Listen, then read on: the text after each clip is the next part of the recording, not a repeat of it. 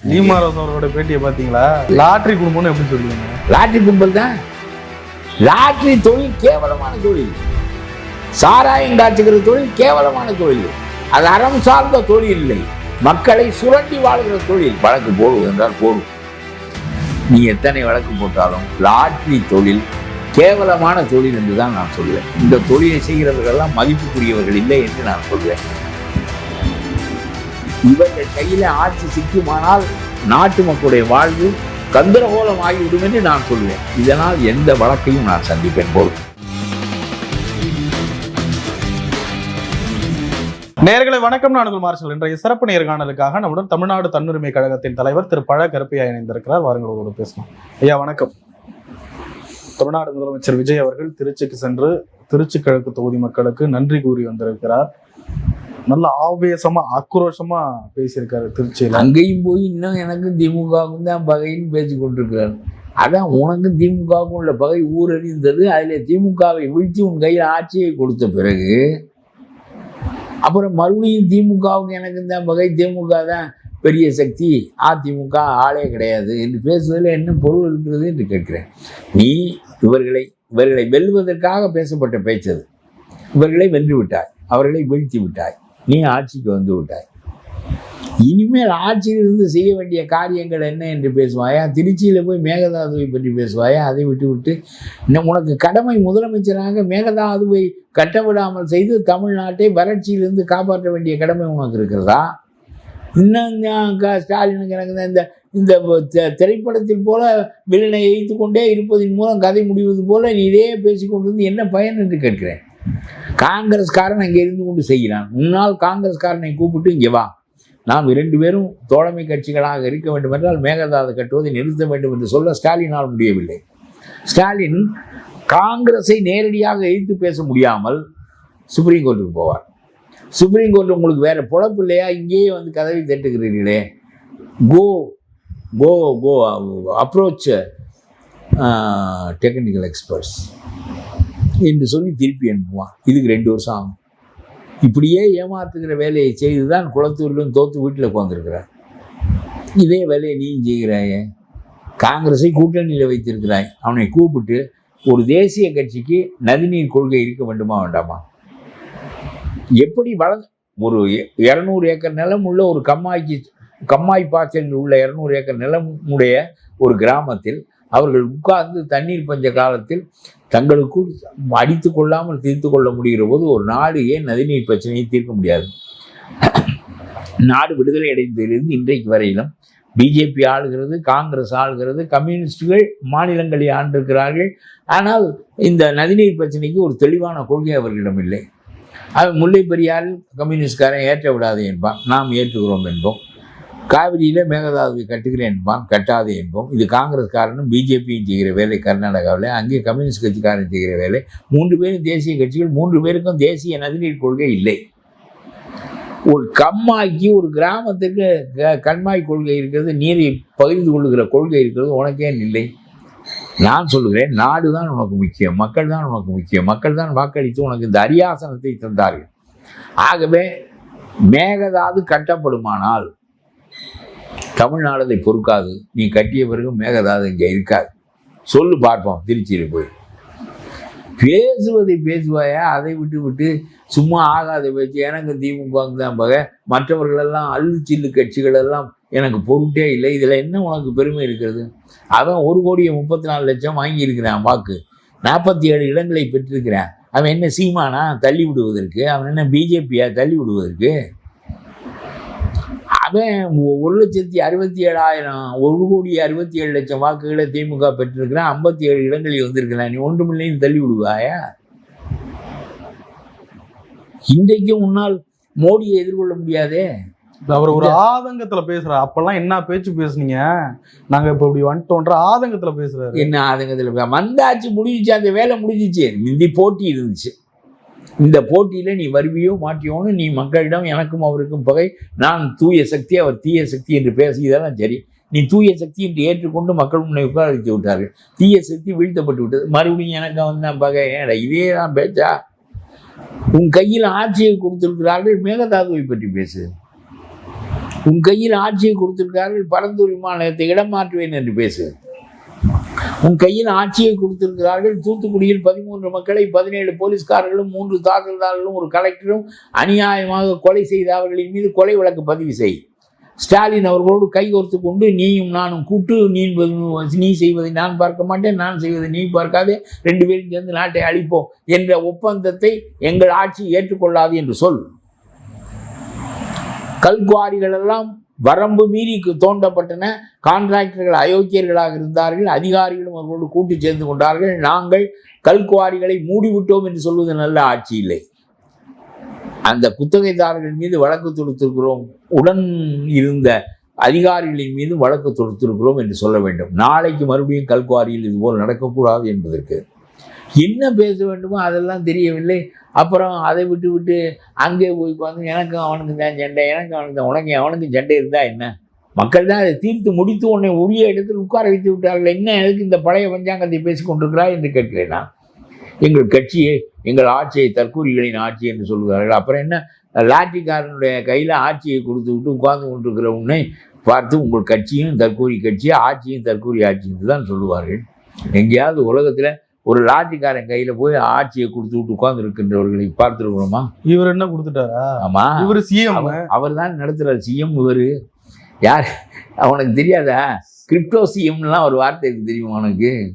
ஐயே நீ பேசுறீங்க, கொதிச்சு போயிருக்காங்க. நீமாரோஸ் அவரோட பேட்டியை பாத்தீங்களா? ஆமா, அந்த அம்மா பாரு என்ன திட்டி இருக்கு அந்த அம்மா. எதனால திட்டுது? லாட்ரி கும்பல்னு எப்படி சொல்லுவீங்க? லாட்ரி கும்பல் தான். லாட்ரி தொழில் கேவலமான தொழில். சாராயம் காய்ச்சுகிற தொழில் கேவலமான தொழில். அது அறம் சார்ந்த தொழில் இல்லை, மக்களை சுரண்டி வாழ்கிற தொழில். ஆகவே லாட்ரி கும்பல் என்று தான் சொல்லுவோம், லாட்ரி கூட்டம் என்று சொல்ல மாட்டோம். கும்பல் என்பது வேறு, கூட்டம் என்பது வேறு. இந்த லாட்ரி கும்பலின் கையில் ஆட்சி இருக்கிறது. அதிமுகவில் 25 பேரை கூட்டிக் கொண்டு வருகிற ஆற்றல் லீமாரோஸுக்கு தான் இருந்தது. லீமாரோஸுக்கு இருந்த லாட்ரி சீட்டினுடைய பணத்துக்கு தான் இருந்தது. அந்த ஆதவ அர்ச்சுனாவுக்கு அந்த கட்சியை 2.5 ஆண்டுகளுக்கு செலவழித்து அவரை ஹெலிகாப்டரில் அனுப்பி வைத்து இவருக்கு தனி விமான ஏற்பாடு செய்து கொடுத்து இந்த காரியங்களை தான் செய்து கொடுத்தவருக்கு ஆட்சியில் அவர் தான் நம்பர் 1ஆக உட்கார்ந்துருக்கிறார். இதெல்லாம் ஊருக்கு தெரிஞ்ச செய்தி. உனக்கு தெரியவில்லை என்றால் தெரிந்து கொள். இப்பொழுது நாட்டை ஆளுகிறவர், நாட்டை ஆளுவது லாட்ரி. இந்த கட்சியில் 25 பேரை இடம்பெயர்க்க வேண்டும். பெயர்த்தால் தான் தன்னுடைய கட்சிக்கு பெரும்பான்மை வரும். மருமகன் திட்டமிட்டார், மாமியார் செயல்பட்டார். 25 பேரை பெயர்த்து கொண்டு வந்து விட்டார்களே, மறுநாள் வாக்களிக்க வைத்து விட்டார்களே. அப்பொழுது இந்த லாட்ரி மார்ட்டின் மருமகன் சொல்லுகிறார், அவர்களை தான் சொல்லுகிறார்கள், எங்களுக்கு நாளைக்கு அமைச்சர் பதவி தருகிறேன் என்று நாங்கள் எப்படி நம்புவது? எங்களுக்கு வாரிய தலைவர் தருவீர்கள் என்று எப்படி நம்புவது என்று கேட்கிறார்கள் அந்த 25 பேரும். லீமாரோஸ் அவர்களை எல்லாம் திரட்டி கொண்டு வந்து வைத்திருக்கிறார். வேலுமணிக்கும் 4-5 பேருக்கும் மந்திரி பதவி கொடுப்பார்கள். மற்றவர்களெல்லாம் என்ன ஆவார்கள் என்று பயப்படுகிறார்கள். எங்களுக்கும் ஏதாவது கொடுப்பீர்களா என்று தெரிந்து கொள்ள விரும்புகிறார்கள். இவர் சொல்லுகிறார், ஆதவ அர்ஜுன், நீங்களே நேரே போய் பார்த்தால் தான் நம்புவார்கள், அவற்றால் வரமாட்டார்கள், நாளைக்கு வாக்களிக்க மாட்டார்கள். உடனே ஒருவே அவர்களுக்கு பீதாம்பரம் பொருத்தி பூச்செண்டு கொடுத்து கை குலுக்கி எல்லாம் செய்து அவர்களுக்கு நம்பிக்கை ஊட்டி மறுநாள் வந்து அவர்களை கட்சி கொறடாவை மீறி, அதிமுகவினுடைய கட்டளையை மீறி அதிமுக காரன் விஜய் கட்சிக்கு ஓட்டு போட்டவங்க அந்த பக்கமே போக வேண்டியதானே. அப்புறம் எதுக்கு திரும்பி வந்த? அவர் ஏமாற்றிட்டார். இது ஒரு முதலமைச்சர் நேர்மையை பற்றி பேசுகிற இதுக்கும் லாட்ரி கும்பலுக்கும் என்ன சம்பந்தம்? அவங்க கேட்கிற பதில சொல்ல விடு. அதாவது ஒரு முதலமைச்சர் நேர்மையான ஆட்சி நடத்துகிறவர். இவர்களை தேவையில்லாமல் 25 பேரையும் நம்ப வைத்து இவர்களுக்கு பூச்செண்டு கொடுத்து பீதாம்பரம் பொருத்தி அவர்களை வந்து கட்சி மாறி வாக்களிக்க வைத்து விட்டு பிறகு அவர்களுக்கு பதவியாவது கொடுக்கணுமா இல்லையா? அவர்களை ரோட்டில் விட்டு அவனவன் அவமானப்பட்டு பழைய கட்சிக்கு போனான். விஜய் அவர்கள் விடுதலை சிறுத்தைகளை கூப்பிட்டாரு, கம்யூனிஸ்டுகளை கூப்பிட்டாரு. பதில் நேரடியா சொல்லு. அதை விட்டுட்டு அப்புறம் விவாதிக்க முடியாது. நீ அடுத்தது பேசுவோம். திருமாவளவன் கதையே அப்புறம் பேசுவோம். இதுக்கு சொல்லு. ஒரு தவறான மனிதர்களை, வேலுமணி தவறான மனிதர் என்று தெரியாதா? சிவி சண்முகம் தவறான மனிதர் என்று தெரியாதா? கல்குவாரி புதுக்கோட்டை விஜயபாஸ்கர் தவறான மனிதர் என்று தெரியாதா? இவர்களுக்கெல்லாம் மந்திரி பதவி கொடுக்குறேன் என்று சொல்லாவிட்டால் அவர்கள் தலைமையிலே ஆட்களை திரட்ட முடியுமா?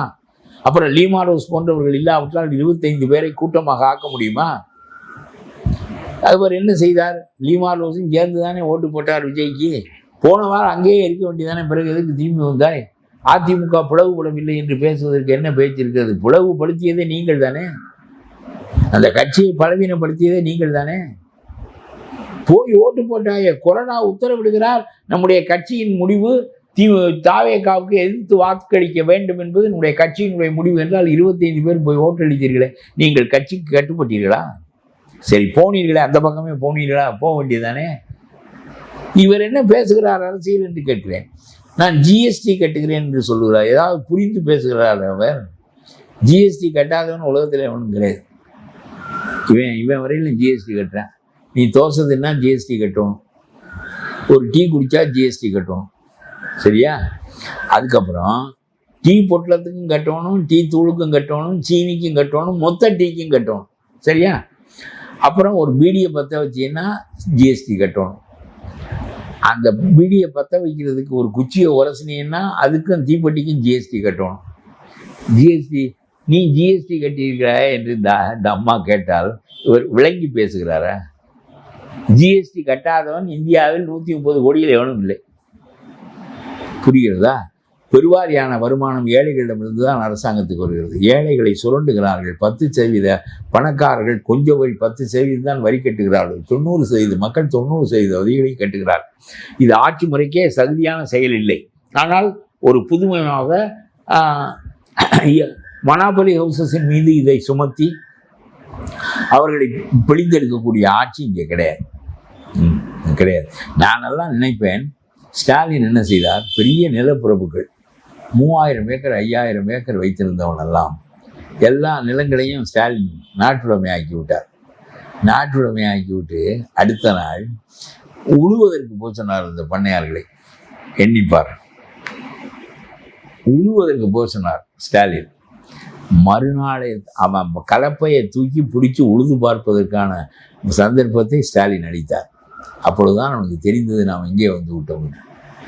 இதெல்லாம் இவர்கள் பேசுகிறார்கள். ஜிஎஸ்டி வரி கட்டினேன், பல 1000 கோடி ரூபாய் வைத்துக்கொண்டு 1500 கோடி ரூபாய் 1200 கோடி ரூபாய் போன தேர்தலில் வெளிப்படையாக நம்முடைய மோடிக்கு அளித்தார். 500 கோடி ரூபாயை ஸ்டாலினுக்கு அளித்தார். ஏன்? இவர்கள் 2 பேரும் சிறந்த ஆட்சி என்பதற்கா? ஸ்டாலின் ஆட்சி இன்னும் 500 ஆண்டுகளுக்கு நடக்க வேண்டும் என்பதற்கு 500 கோடி கொடுத்தாயா? இப்பொழுது அதை கவிழ்ப்பதற்கு எதிர்த்தரப்பில் இருக்கிறாய். இதற்கு அவனுக்கு பணம் கொடுத்தாய். தப்பானவர்களை எதற்கு வளர்க்கிறாய்?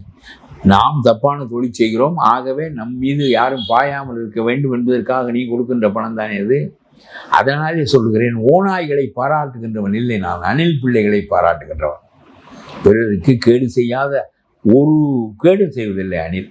அதை அணில் பிள்ளை என்று சொல்லுகிறோம். புரிகிறதா உனக்கு? ஓநாயை பிள்ளை என்று சொல்ல மாட்டோம், கீரியை பிள்ளை என்று சொல்லுவோம். பாம்புகளை கொன்று நச்சு உயிர்களிடமிருந்து நம்மை காக்கிறது என்பதற்காக கீரியை நாம் கீரி பிள்ளை என்று சொல்வோம். நம்முடைய வாழ்நாள் முழுவதும் நமக்கு தேங்காய்களை தந்து நம்மை புறக்கின்ற மரத்தை பிள்ளை என்று சொல்வோம். மரம் பிள்ளை ஆகிறது, கீரி பிள்ளை ஆகிறது, அணில் பிள்ளை ஆகிறது என்றால் தமிழர்களுடைய அறிவின் தன்மை என்ன? யாரெல்லாம் நன்மையானவர்களோ அவர்களெல்லாம் பிள்ளையை போன்றவர்கள், யாரெல்லாம் தீங்கானவர்களோ அவர்களெல்லாம் ஒதுக்கி வைக்கப்பட வேண்டியவர்கள்.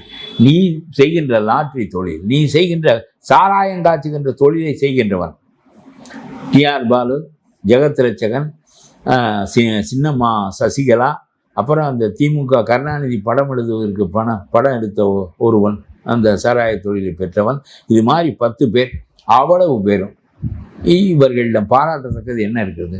நீ மக்களை சுரண்டி அவர்களை போதையில் ஆழ்த்தி அவர்களை கேவலப்படுத்தி மனிதத்தன்மையிலிருந்து விடுவித்து கொலை வரையிலும் அவனை செய்ய வைத்து இதற்கு ஆக்கம் தருகின்ற போதையை அவனுக்கு உண்டாக்கி நீ பணம் சம்பாதித்து வாழ்கிறாய். உன்னை மதிப்பதற்கு என்ன இருக்கிறது என்று நான் கேட்கிறேன்.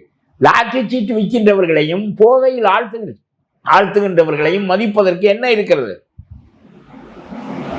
என் மான நட்டவளுக்கு போடு பார்ப்போம், போடு. என்ன சொல்? நான் உங்களை மதிக்க மாட்டேன். லாட்டரி கும்பலின் கையில் இருக்கிற ஆட்சி நாசமாக்கி போய்விடும். அவருக்கு தன் சிந்தனை இல்லாத காரணத்தினால் நம்முடைய முதலமைச்சர் விரைவில் மாட்டிக்கொண்டிருக்கிறார். அவருக்கு ஒன்றும் தெரியவில்லை. கல்குவாரியை மூடத்தான் தெரியும். கல்குவாரியை இது போல செய்தவனை பிடித்து 10 பேரை உள்ளே வைத்தால் அடுத்தது செய்ய பயப்படுவான் என்கின்ற தெளிவு அவருக்கு கிடையாது. திருச்சியில போய் மேகதாதுவை பற்றி பேசுவாயா? தமிழ்நாடு பாலைவனமாகி விடும். அதை விட்டு விட்டு அங்கே போய் எங்களுக்கு திமுகவுக்கு தான் சண்டை, அதான் தெரியுமே, உன்னை கொண்டு வந்து உட்கார வைத்து விட்டோமே, இன்னும் என்ன பொது பஞ்சாயத்து, அப்புறம் எங்களை தற்கூறிகள் என்று சொல்லுகிறார்கள், அப்புறம் பேச்சில் அறிவு தெரிக்காவிட்டால் அவனை எது வேண்டுமானு சொல்லுவேன். ரொம்ப பெரிய எதிர்பார்ப்பு எனக்கெல்லாம் இருந்துச்சு. ஒரு மனிதன் நான் ஊழல் செய்ய மாட்டேன், லஞ்சம் வாங்க மாட்டேன், லஞ்சம் வாங்கவும் விடமாட்டேன் என்று சொன்னதை கேட்டு நான் எல்லாம் வியந்தேன். இந்த மாதிரி ஒரு சொல்லை கேட்பதற்காகத்தான் தமிழ்நாடு தவம் இருந்தது என்று கருதினேன். என்ன செய்து விட்டாய்? டிஆர் பாலு மீது KN நேருவின் மீது வழக்கு போட முடியாமல் சுப்ரீம் கோர்ட்டில் தடுத்து வைத்திருக்கிறார்கள். நீ போய் அந்த மனுவை திரும்ப பெறு. தமிழ்நாடு அரசு உன் கையில் இருக்கிறது. பிறகு நேருவை உள்ளே வை. அந்த தூத்துக்குடியில் சுட்ட 17 போலீஸ்காரனையும் 3 தாசில்தாரையும் கலெக்டரையும் பிடித்து உள்ளே வை. கொலை வழக்கு போடு. இதெல்லாம் நாட்டுக்கு செய்கின்ற நன்மைகள். வள்ளுவனிடம் கேட்டால் வள்ளுவன் சொல்லுவான், பயிர் காக்கப்பட வேண்டும் என்றால் களைகள் அறுக்கப்பட வேண்டும் என்று சொல்வான். ஏன் இவர்களெல்லாம் தண்டிக்கப்பட வேண்டும்? மன்னித்து விட்டு போறாமே. களைகளை மன்னிக்கின்ற ஒருவன் பயிர்களுக்கு கேடு செய்கின்றவன். புரிகிறதா உனக்கு? ஆகவே நீ பேச வேண்டியதெல்லாம் விட்டு விட்டு நாடு பூரா என்ன பேசி விட்டுருக்கா. இந்த லாட்டிக்கார பெண்மணி என்னை பற்றி கடுமையாக பழைய கருப்பையா, அவனே இவனே, நீ என்ன GST கட்டுக்கிறாயா? உனக்கு அறிவு இருந்தால் கேட்பாயா? GST கட்டாததே கிடையாது. ஒரு பீடி பற்ற வைக்கிறவன்லேருந்து அவ்வளவு பேரும் GST கட்டுக்கிறான். ஆகவே அதல்ல பொருள். அப்புறம் நான் சொல்லுகிறேன், உன்னுடைய நீ பணத்தை வைத்து கொண்டு பொது வாழ்க்கைக்கு வந்தாய். நான் 25 வயதில் பொது வாழ்க்கைக்கு நுழைந்தேன். எடுத்தவுடன் கள்ளுக்கடையை மறியல் செய்து ஓலமிடும் ஆதரகுரல் ஏலமிடுப்போரே கேட்கவில்லையா என்று 26 இளைஞர்களை கூட்டிக் கொண்டு சிறைக்கு போனேன். மதுரை சிறைக்கு 10 தடவை நான் சிறைக்கு போயிருக்கிறேன். 10 தடவை சிறைக்கு போயிருக்கிறேன். காரைக்குடி குடிநீருக்காக 19 நாட்கள் உண்ணாவிலிருந்து சாவின் விளிம்பை தொட்டு பார்த்து மீண்டிருக்கிறேன் சிறையிலும். காரைக்குடி மறந்து விட்டது, ஆனால் நான் மட்டும்தான் ஞாபகம் வைத்திருக்கிறேன். அது வேறு. ஏன்னா மக்கள் அவ்வளவு சிறந்ததை போற்றுகிற பழக்கம் மக்களுக்கு கிடையாது. ஒரு ஆரவாரத்தை போற்றி போவார்களே தவிர சிறந்தது எங்கே? கல்கத்தாவிலே மெஸ்ஸிக்கு, கால்பந்தாட்டக்காரன் மெஸ்ஸிக்கு 70 அடி சிலை வைத்திருக்கிறான். இன்னும் அந்த மக்களுடைய அறிவை பார். காத்துல ஆடுது. அது வேற, அது வேற. காத்துல ஆடுதான், அதில் ஆடுது. அது வேற. இது பாதுகாத்து வைக்கிறாங்க. 70 அடி சிலை வைக்கிறானே. கால்பந்தாடு, கைப்பந்தாடு, தலைப்பந்தாடு, என்ன இளவையாவது ஆடிட்டு போ. உன் வருமானத்துக்கு ஆடுறா. நீ ஆடினா சுவைக்கத்தக்கதாக இருக்கிறது என்றால் எல்லாரும் பார்ப்பார்கள். அதில் ஒன்றும் இல்லை. 2 சேவல் சண்டை போட்டால் பார்த்து கொண்டிருப்போம். 2 மனிதர்கள் சண்டை போட்டால் பார்த்து கொண்டிருப்போம். 2 மனிதர்கள் கால்பந்தை அடித்தால் பார்த்து கொண்டிருப்போம். இதெல்லாம் சரி. பார்ப்பது என்பது வேறு, சுவைப்பது என்பது வேறு. பிறகு அதை மறந்து விட்டு வேலையை பார்ப்பது என்பது வேறு. அவனுக்கு எதுக்கு 70 அடிச்சில? சினிமா நடிகர்களையெல்லாம் தேவைக்கு மேல் மக்கள் கொண்டாடி நாசமாக்கினார்கள். கால்பந்தாட்ட வீரர்கள், கிரிக்கெட் வீரர்கள், இவர்களெல்லாம் ஒவ்வொருவனும் இந்தியாவிலே பெரும் பணக்காரர்களை கிரிக்கெட் ஆடுகிறவர்கள் ஒரு வரிசையினர். இப்படித்தான் நாடு இருக்கிறது. மெஸ்ஸியும் சரி, அல்லது வேற எவனோ ஒருத்தன், எல்லாம் இந்த போர்ச்சுகலுக்கு ஆடுகிறானே ரொனால்டோ, எவனாக இருந்தாலும் சரி. அது ஒரு பக்கம் இருக்கட்டும். மக்களுடைய அறியாமை. மக்களுக்கு எல்லாரும் கூடி பார்க்கின்ற ஒன்றுக்கு பெரிய விலை வரும். அதனால தான் நடிகனுக்கு விலை வருது. எல்லாரும் கூடி பார்க்கிறார்கள். கால்பந்தாட்டம், கிரிக்கெட், இவையெல்லாம். அது போட்டோம். இந்த பெண்மணி, நான் சொல்லுகிறேன், நான் 10 தடவை சிறைக்கு போயிருக்கிறேன். 6 மாதம், 5 மாதம், 3 மாதம் என்று இருந்திருக்கிறேன். என்னை போலீஸ்காரன் தடியால் அடித்து என்னுடைய உள்ளங்கை எலும்பு முறிந்து விட்டது. என்னை காரைக்குடி கோர்ட் 21 நீ பேசக்கூடாது என்று வாய்ப்பூட்டு சட்டம் போட்டது. மைக்கை எடுத்து விட்டு பறையறைந்து தப்பு அடித்து கொண்டு பேசினேன் மக்களிடம். பிறகு நான் பேசவே கூடாது என்று 21 நாட்களுக்கு என்னை கோர்ட் அப்புறப்படுத்தியது. பெருமான் தெய்வ திருமகன் முத்துராமலிங்கத்துக்கு அப்புறம் பேசக்கூடாது என்று தடை விதிக்கப்பட்ட ஆள் நான் தான் கோர்ட்டால். எவ்வளவு பாடுகள். எமர்ஜென்சியை எய்த்து நின்றேன். ஈழத்திற்காக முனைந்து நின்றேன். தேசிய அரசியலை தூக்கி எறிந்து விட்டு தமிழ் இன அரசியலுக்குள் திரும்பினேன். எவ்வளவு போராட்டங்கள், எவ்வளவு தவிப்புகள். அடைந்தது என்ன? இந்த மக்களுக்கு சிறந்ததை போன்ற தெரியாது. அடைவதற்கு எதுவுமே இல்லை. ஆனாலும் கூட நான் நல்லதை ஊருக்கு சொல்ல வேண்டும் என்று சொல்லிக் கொண்டிருக்கிறேன். வழக்கு போடுவதென்றால் போடு. நீ எத்தனை வழக்கு போட்டாலும் லாட்ரி தொழில் கேவலமான தொழில் என்று தான் நான் சொல்வேன். சாராயம் காய்ச்சுகிற தொழில் கேவலமான தொழில் என்று தான் சொல்வேன். இந்த தொழிலை செய்கிறவர்கள் எல்லாம் மதிப்புக்குரியவர்கள் இல்லை என்று நான் சொல்வேன். இவர்கள் கையில ஆட்சி சிக்குமானால் நாட்டு மக்களுடைய வாழ்வு கந்தரகோலம் ஆகிவிடும் என்று நான் சொல்வேன். இதனால் எந்த வழக்கையும் நான் சந்திப்பேன் போல். மக்களுக்கு சிறந்ததை போற்ற தெரியாது, சிறந்த மனிதர்களையும் போற்ற தெரியாது. அவர்களுக்கு கவர்ச்சியான மனிதர்களைத்தான் அறிய தெரியுமே தவிர நேரிய மனிதர்களை, அறிவான மனிதர்களை அவனுடைய செயலின் அடிப்படையில், தியாகத்தின் அடிப்படையில் அவனை மதிக்கின்ற தன்மை மக்களுக்கு கிடையாது. ஆனாலும் கூட அதை பற்றியெல்லாம் என்ன இருக்கிறது? பிறப்பினுடைய தன்மை உனக்கு சொல்லுகிறேன். பிறந்தோம், சாக போகிறோம். நீ எதையும் கொண்டு வரவும் இல்லை, எதையும் கொண்டு போக போவதும் இல்லை. 50,000 கோடி பணம் வைத்திருக்கிற மார்ட்டின் அதோடு இறங்க முடியாது, தனியாகத்தான் இறங்க வேண்டும். அதெல்லாம் சும்மா வாழ்க்கையில் ஒரு அதிகாரம். பணம் இருந்தால் நீ ஒரு கட்சிக்கு கொடுக்குறாய், கட்சி நீ சொன்னதை கேட்கிறது. பணம் இருந்தது, சாதவ அர்ஜுன் செலவழித்தால் அந்த கட்சியினுடைய அதிகாரம் ஒரு கைக்கு வருகிறது. அந்த அதிகாரம் உனக்கு மகிழ்ச்சி இருக்கிறது. அதிகாரம் என்பது மக்களை மேன்மைப்படுத்துவதற்காக என்று நினைத்தால் அதிகாரம் என்பது உனக்கு இன்பம் தராது. ஹெலிகாப்டரில் போவதும், தனிப்பயணம் செய்வதும், 28 கார்கள் முன்னும் பின்னும் ஓடுவதும், நாம் ஒரு பெரிய வியத்தகு மனிதராக, முதல் தர மனிதராக ஆகிவிட்டோம் என்ற பெருமதிப்பை உனக்குள் ஏற்படுத்துகிறதே தவிர அது ஒன்றுமே கிடையாது. 28 கார் முன்னும் பின்னும் போனால் என்ன, நாம் தனி விமானத்தில் போனால் என்ன, மக்களோடு சேர்ந்து பயணித்தால் என்ன, நாம் செய்கின்ற காரியம் என்ன என்பதுதான் முக்கியம். ஒரு விமானத்தில் போகவில்லை. நடந்தான் காந்தி, நடந்து கொண்டே இருந்தான். அவனைத்தான் நாடு போற்றுகிறது தெய்வமாக. அவன் என்ன கருப்பு கோட்டு போட்டுக்கொண்டானா, சிகப்பு கோட்டு போட்டுக்கொண்டானா? போட்ட கோட்டை கழட்டி எறிந்து விட்டான். அவன் லண்டனில் போட்ட கோட்டை கழட்டி எறிந்து விட்டான். நாட்டினுடைய அரசியலையே மாற்றினான் காந்தி. மறுபடியும் திருப்ப மாற்றுகிறார்கள் இவர்கள். நான் சொல்வது புரிகிறதா? கோட்டில் இருந்து வெறும் மேலுக்கு வந்தான், வெறும் மேனிக்கு வந்தான், வெறும் துண்டுக்கு வந்தான். இப்பொழுது இவர்கள் வெறும் மேனியிலிருந்து கோட்டுக்குள் போகிறார்கள். இதில் என்ன குற்றம் இருக்கிறது என்று கேட்கிறார்கள். குற்றம் என்பது பொருள் அல்ல. குற்றம் என்பது பொருள் அல்ல. நீ எப்படி வாழ்கிறாய், எதற்காக வாழ்கிறாய், எந்த மக்களுக்காக அவர்களோடு அடையாளப்படுத்திக் கொள்ள முயலுகிறாய், என்ன காரியத்தை எல்லா நேரமும் செய்ய நினைக்கிறாய், நீ செய்தது என்ன, இதுதான் கேள்வியை தவிர அதை விட்டு நீ அதை போட்டுக்கொள்ளாமல் இரு, கோவணத்தை கட்டிக்கொள், இதெல்லாம் ஒரு பேச்சில்லை. செய்ய வேண்டிய காரியம் எதையும் உன்னால் செய்ய முடியும். சிங்கப்பெண் படையை வைத்து அப்புறம் ராத்திரியில் அவளை காப்பாற்றுவதற்கு சிங்க ஆண் படை ஒன்றை உண்டாக்க வேண்டும். வேறு என்ன நடக்கும்? ஏன்னா கெடுக்கிறவன் பொம்பளை இல்லையே, சிங்க பெண் படை வைத்து அவளை தட்டி விட்டுற முடியுமா? கெடுக்கிறவன் அயோக்கியம் ஆம்பளை இல்லை. அவனை வெல்வதற்கு அவனை விட வலிமையானவன் வேண்டாம். அது போட்டு போலீஸில் என்ன ஏற்கனவே அதிகாரமா இல்லை? சும்மா இவராக ஒரு உடையை போட்டு நானும் ஒன்று செய்தேன் என்பதற்காக ஒரு 6 மாத குறைப்பிரசவ குழந்தையை பெற்றெடுத்திருக்கிறார். வந்தவுடன் செய்ய வேண்டிய வேலை என்ன?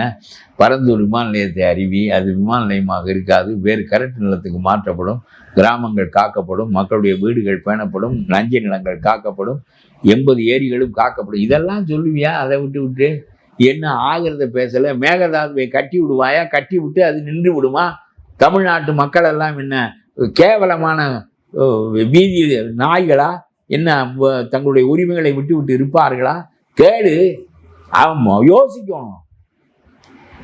சும்மா போய் ஆகாத காரியத்தை ஸ்டாலின் செஞ்சார். இந்த காங்கிரஸ்காரனை கேட்க முடியாது. கூட்டணி வைத்து கொடுத்தார். நல்லா இவர் வாயில தேய்ச்சிட்டு போயிட்டான். அவன் கூட்டணி வைத்திருந்ததுனால் இவர் மேகதாது கட்டுக்கிட்ட போது சுப்ரீம் கோர்ட்டுக்கே போனார். சுப்ரீம் கோர்ட்டில் என்ன இருக்கு? இங்கே எதுக்குடா வந்தாயின்னு கேட்டான். போடா எக்ஸ்பர்ட்ட போ, வாட்டர் கமிஷன்ட்ட போ என்று சொல்லி திருப்பி அனுப்பி விட்டான். இப்போ வாட்டர் கமிஷனில் போய் இப்போ மனு கொடு. வாட்டர் கமிஷன் உனக்கு எதிராக இருக்கு வச்சுக்கோ. அப்போ கட்டி விடுவான் அவன். இந்த தமிழ்நாட்டில் இன்னும் 7.5 கோடி பேர் இருக்கான். அவன் பூரா வறண்டு போயிடுவான். காவிரி மட்டும் தமிழ்நாட்டுக்குள்ளே நுழையலைன்னா தமிழ்நாடு சவுதி அரேபியா. ஆகவே இதெல்லாம் சொல்லுவதற்குரிய ஊக்கம் இந்த முதலமைச்சருக்கு இருக்கிறதா என்று நான் ஐயுறுகிறேன். கடைசியிலே சும்மா நான் ஊழலை ஒழிக்கிறேன் என்று அதிமுக காரனுக்கு ஊழலை காண்பித்து அவனையெல்லாம் ஓட்டு போட வைத்து கடைசியில் அவனை ரோட்டில் நிறுத்தி விட்டு இதான் ஊழலை ஒழித்த கதை. ஊழலுக்கு துணை போய் அவனுடைய வாக்கை பெற்ற நீ தவறான முறையில் ஆட்சியில் நிறுத்தியிருக்கிறாய். நான் சொல்கிறேன், உன்னுடைய முதல் ஊழல் வாழ்க்கையில் இதுதான். அப்புறம் உன்னால் பேச வேண்டிய ஒன்றை ஊக்கமாக பேசுவதற்கு. சும்மா இன்னும் என்ன நீ திமுகவை எதிரி என்று சொல்கிறார்? பிஜேபி அல்லவா எதிரி. உன்னை நம்பி நீ வக்ஃப் சட்டத்தை மாற்றி விடுவாய், முத்தலாக் சட்டத்தை மாற்றி விடுவாய் என்று இந்த ஐதர் அலி உன்னோடு வந்து கூட்டு சேர்ந்து மந்திரி பதவி வாங்கியிருக்கிறார். ஒரு சட்டமும் மாறப்போகுதில்லை. காதர் மைதீனா அவர் மாறி இருக்கிறார். அப்புறம் நம்முடைய பார்த்தார் திருமாவளவன் இருக்கிறவன் பூரா அந்த பக்கமே ஓட்டு போட்டான், நம்ம கட்சியில் ஆளே இல்லை, நம்மளும் போய் அங்கேயே சேர்ந்துருவோம்னு இங்கே வந்துட்டார். ஒரு வேங்கை வயலுக்கு நீ பேசியிருந்தால் அந்த காலத்திலேயே திமுகவை விட்டு ஒதுங்கி இருக்கலாம். நீ ஒழுங்காக நடவடிக்கை எடு. என்னுடைய மக்கள் அசிங்கப்படுகிறார்கள். கேட்டாயா ஒரு தரமாவது? அவர்களுக்காக கட்சி வைத்த நீ அவர்களுக்காக பேசவில்லையே. சும்மா அம்பேத்கர் அம்பேத்கர் அம்பேத்கர் என்று பேசுவதில் என்ன பொருள் இருக்கிறது? அம்பேத்கர் நிகரற்ற அறிஞன், அந்த மக்களுக்காகவே தன் வாழ்க்கையை அர்ப்பணித்தவன். அவன் ஒருத்தன் தான் அர்ப்பணித்தவன். மந்திரி பதவியெல்லாம் அவனுக்கு சாதாரணம், தூக்கி எரிஞ்சு விட்டு வந்தானே அவன். ஆகவே இதுதான் அரசியல். சும்மா இருப்பவர்களெல்லாம் ஒருத்தன் மிரட்டி கொண்டு. ஆக கடைசியில் தமிழ்நாடு ஊழலற்ற ஆட்சியை உருவாக்குகிறேன் என்ற பெயரால் லாட்ரி கும்பல் கையிலே மாட்டிக்கொண்டிருக்கிறது. இதனுடைய விளைவு என்ன என்று நாளை பார்ப்போம். நிறைய விஷயங்களை பயந்து நன்றி.